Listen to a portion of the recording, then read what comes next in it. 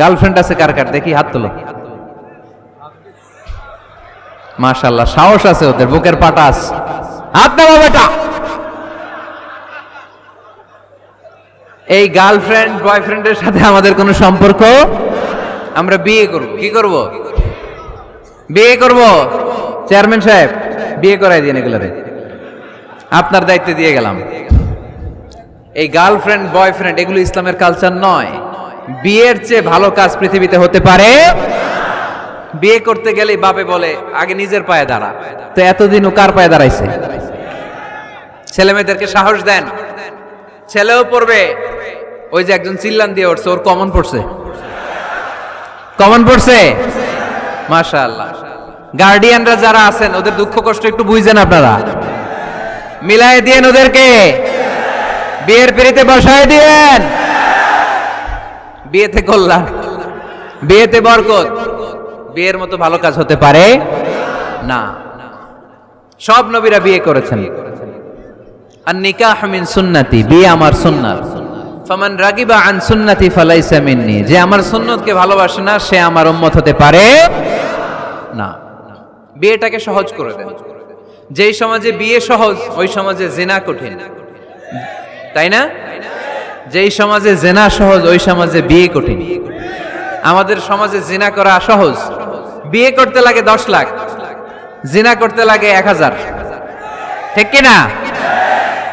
10 লাখ টাকা ছাড়া বিয়ে করা যায় না। এটা লাগবে ওইটা লাগবে, এই দাও ওই দাও, মোহর দাও, বিশাল অঙ্কের মোহর। 10 লক্ষ টাকা ধার্য না করলে মেয়ে দিবে না, এরকম আছে না নাই?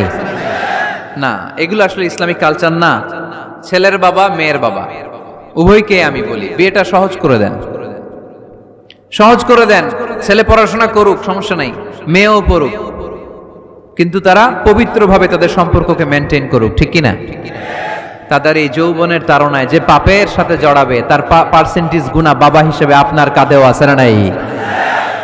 এজন্য বাবারা সাবধান, মায়েরা সাবধান, বিয়েটাকে সহজ করেন। এই এলাকার যুব সংঘ যারা আছো, তোমরা একটা ক্যাম্পেইন করবা এই মাহফিলের পরে, টাইমলি ম্যারেজ ক্যাম্পেইন।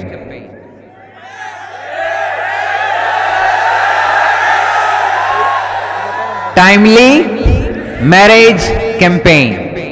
সময় মতো বিয়ে দিতে হবে, দেরি করা যাবে।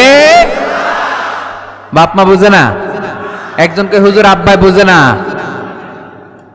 গার্ডিয়ান যারা আছেন একটু সদয় হন। ওরা যে পাপের সাথে, পাপের রাস্তা যে ওরা চিনে যাচ্ছে, পাপের পথে যে জড়িয়ে যাচ্ছে, আল্লাহর সুপ্রিম কোর্টের কাঠগড়ায় আসামি করে আল্লাহ সেদিন আপনারে দাঁড় করাবে। আল্লাযীনা হুম লিফুরুজিহিম হাফিজুন, দে গার্ড देयर প্রাইভেটস। মুকদ্দামাতুল হারামে হারাম, এট এ গ্ল্যান্স। একটা নারীর দিকে চোখ পড়ে যাওয়া এটা হারাম না, কিন্তু এই চোখ পড়ার কারণে এটা জেনার দিকে নিয়ে যাবে, এজন্য এটাকেও হারাম করেছে কে? মুকদ্দামাতুল হারামে হারাম। এই নজরটা বড় খারাপ। আর নাযার সাহামুন মাসমুমুন মিন সিহামি ইবলিস। এই নজর হচ্ছে শয়তানের বিষ মাখানো তীরের মধ্যে থেকে একটা ভয়ঙ্কর তীর। এই তীর দিয়ে শয়তান যুবক আর যুবতীদেরকে কাবু করে ফেলে।